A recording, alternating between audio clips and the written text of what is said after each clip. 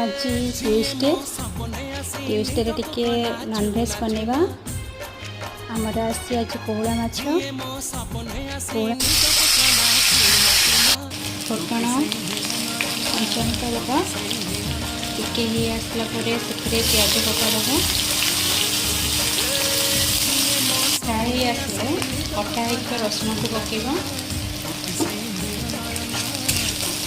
mix कर fry fry होगा से टमाटो एड करी फ्राए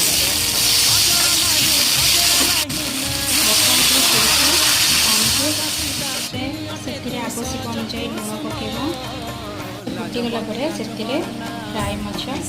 पकेबा भलसे फुट आसला से